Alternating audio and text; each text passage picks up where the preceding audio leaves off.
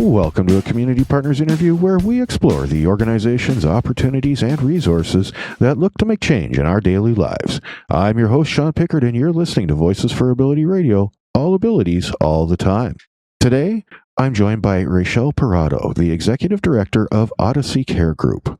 Odyssey Care Group is committed to helping people with developmental disabilities attain the best quality of life possible. They provide care, support, and nurture that they need to thrive during their lifetime. Their mission is to help people with developmental disabilities become empowered individuals so that they can reach their full potential. Thank you for joining us today, Rachelle. How are you? Doing good, thank you. And how are you all? Doing well, thank you.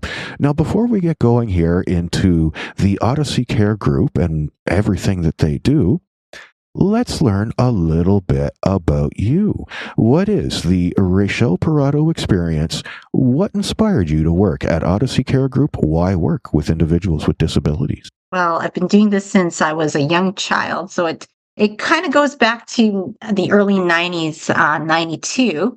And we were a host family for individuals with special needs, they said. And so it was like a pilot project, and me and my brother I believe he was 13 and I was 15. And we had a young adult, he was 17, looking for a home. And this adult had mild intellectual disability, and his family could no longer care for him. So this was in the early 90s, 90, I think 91.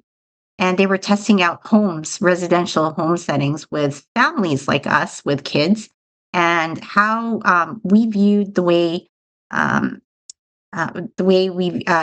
we were to accept a family member with a disability, how we would view that. So me and my brother said that we would love a sibling, and this young individual was a male, so we would have a 17-year-old brother in the home.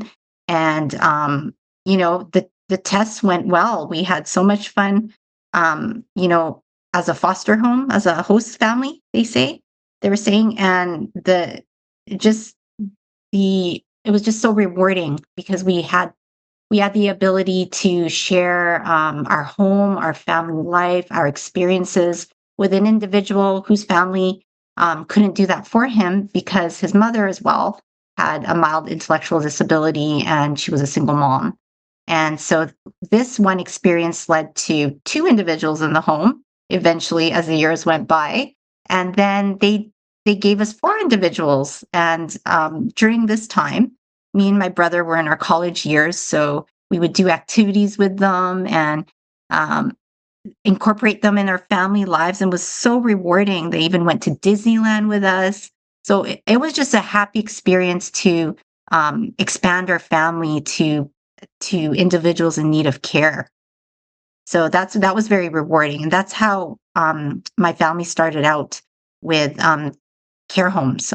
We had care homes for these individuals, for even elderly as they aged out. We had a care home in White Rock for the aged out individuals, and we had residential home settings for children as well. So we started out with a lot of homes, but Odyssey now, since my family's retired, it's a small business, and we cater more to adults with special needs, and they go to the host families, and we call them home sharing. So there's a bit of history to the movement of community inclusion and community living of British Columbia, who funds Odyssey Care Group. That is quite the story. And you actually grew up with this. So for you, it's just a way of life. It's just how you do things, which is awesome. Yes, it's like a part of my family's sort of DNA. So it's something natural that came out of caregiving. My mom was, one of the best caregivers that I knew. I learned from her and my dad as well. They were so supportive. We would even have animals. I remember we grew up with we'd adopt animals as well. So we had like a farm of animals, and it was just a wonderful like memory of childhood. That sounds like an awesome way to grow up, I have to be honest. Now, doing my research so that we can have our little conversation here, I noticed that Odyssey Care Group, they have a number of services on their website. Can you talk about what some of those services are that Odyssey Care Group offers, please? Well, we have the something called home sharing. So you can apply online. So if you go to the website, we have our mission statement, our goals, and we have some community events that we hold. But if you'd like, we cater more to the home sharing aspect, which is if you want to be a host family, what you do is you'd contact Community Living of British Columbia, and they would come for like they would get history of your loved one in care in need of care, and they would recommend Odyssey Care Group or another two other two agencies to assist in finding homes. So what Odyssey Care Group does, if you choose Odyssey Care Group, is we are involved in screening homes around the Lower Mainland. So we have jurisdiction over Langley, Surrey, um, even as far as Sea to Sky, Squamish. So we have those areas, and what we do is if you're interested in being a host family, we come and screen your home and screen the family, and kind of do a little interview. Then we suit you with an individual that's looking for a home, and we try to make a direct match. And then we have their family meeting with the host family, and we establish like a visitation. And if it all works out, the bond is lifelong. So these individuals find a home where they're like a family, and the families are involved with one another throughout the process, and it creates like sort of like a memorable family bond, and it's long lasting. So the clients that we had, my family had taken care of them for a period of 30 years. So we were involved in their families, and they were involved in our families, and it was a wonderful sort of an expansion of family ties, basically. That sounds awesome. But I mean, well, home sharing, that's your focus, right? That's Yes. that's what you do. But once you find a home for someone, is it just okay, there you go, or is there follow up? What else happens once you find a home for someone? Well, there's follow up. So our organization liaisons with the school of the individual, if they go to college, doctors. So our home share family, right? So the home share provider, as they call it, they're in charge of all this stuff, and I oversee that health, emotional, physical, cultural needs of the individual under care is being looked after. So we come to the home every 3 months. We call it a quarterly visit, and we obtain quarterly reports. We interview the family on the goals of the individual, and we monitor the safetiness of the house. We do earthquake, fire drills. We interview the clients for satisfactory, for excellent care of the home share families.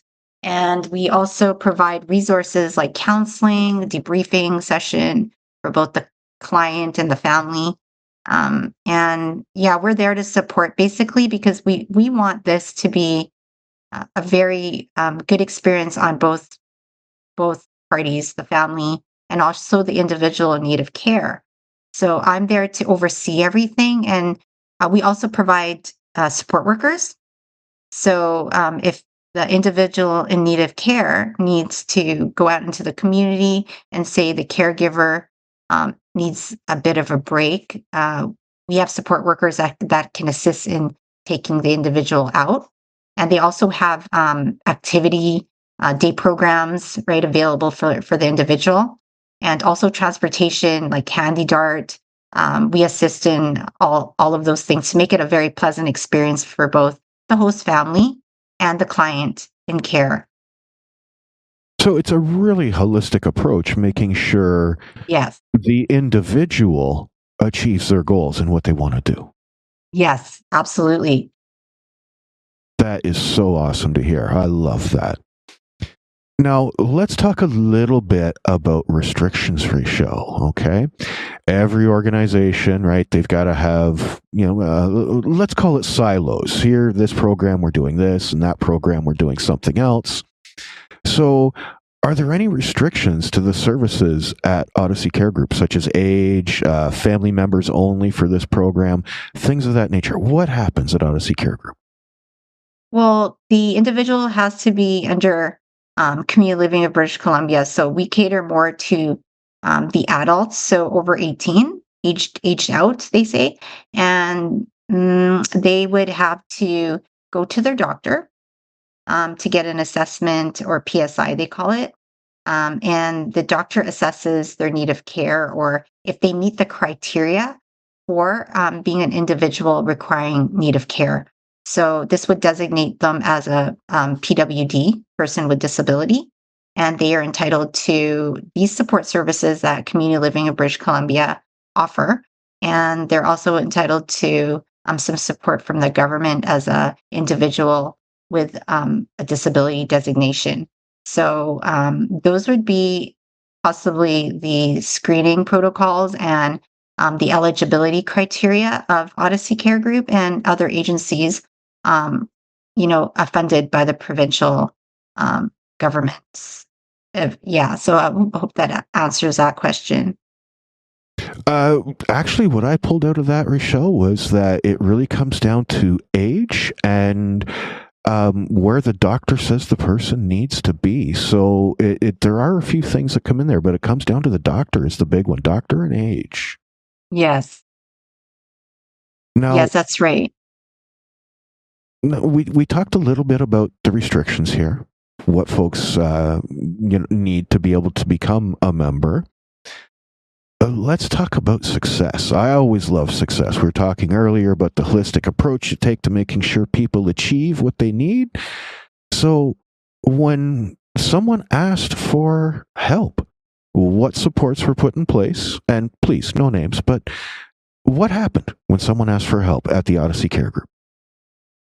Well, some of the highlights that would, I have my our phone is open 24 hours basically, and sometimes I had gotten calls from individuals that were running from abuse. They had called Odyssey Care Group, and we were able to direct, and guide them to where they should go to get resources. So basically, Odyssey Care Group can also assist in, we have sister brother companies that also assist if we can't meet the criteria.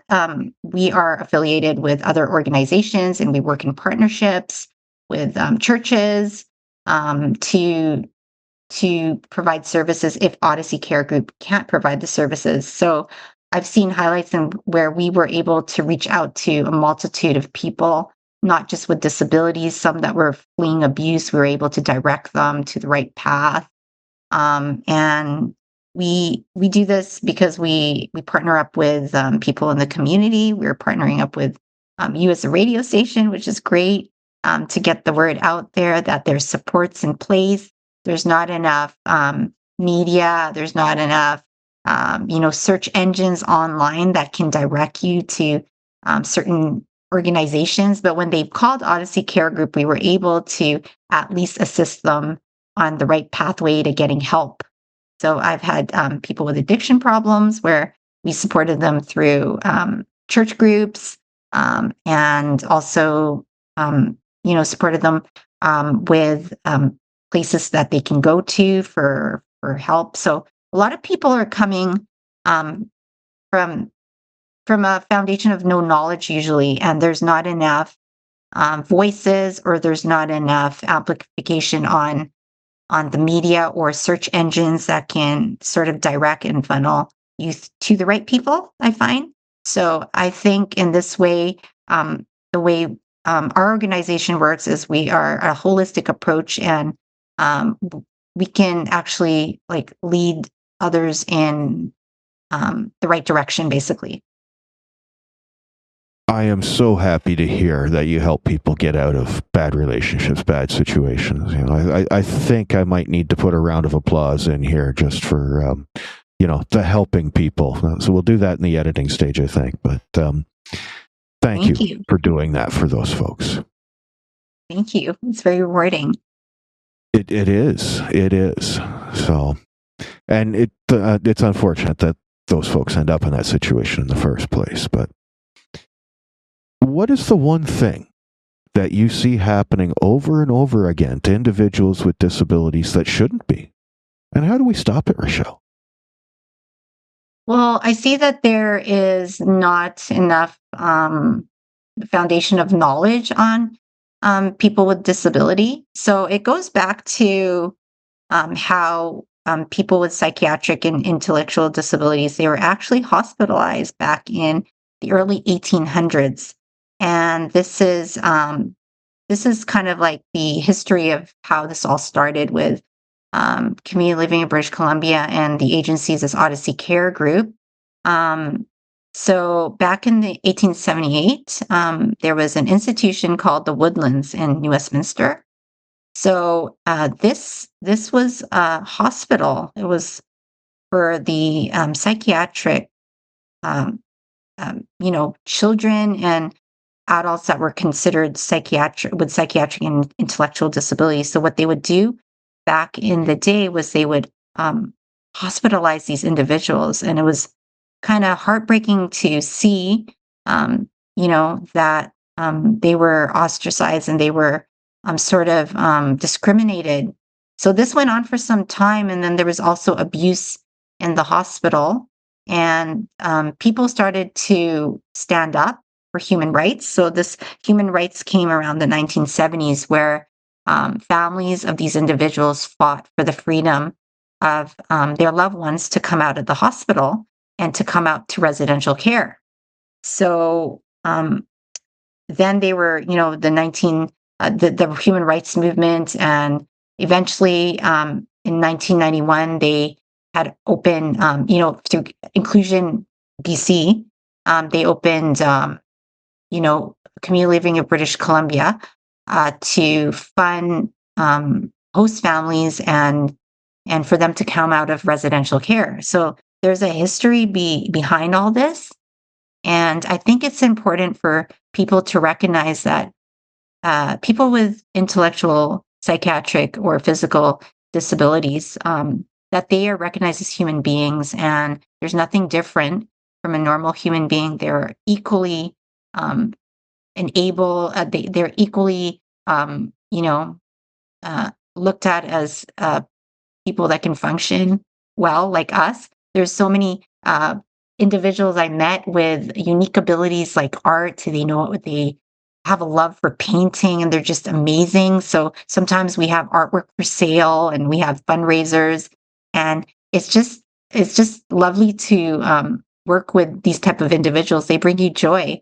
I just did a career day at my local high school, and I encouraged the students there to volunteer at places where there are individuals with special needs, because it's in that knowledge of the foundation of learning about people that you learn about different walks of life, and that gets you by in life. I think the most important goal and the most important thing that you can do in your career path is to get involved with people from all walks of life. So this is um, it's a very profound experience, and it's some knowledge that I think people lack, and we need to get out there and provide knowledge and get the younger generation to take some courses that I think it prepares you for the latter career paths in life, and it gets you by basically. Oh, there is a lot going on there. And you're right. It does come down to attitude. It really, Yes, really does come down to attitude and knowledge. But absolutely. you also touch base on a few things that I would like to dig into a little further here. Sure. You mentioned fundraisers and you mentioned artwork. So, are there any events coming up for the Odyssey Care Group? Is there an art show that I could check out online or something like that? What's happening?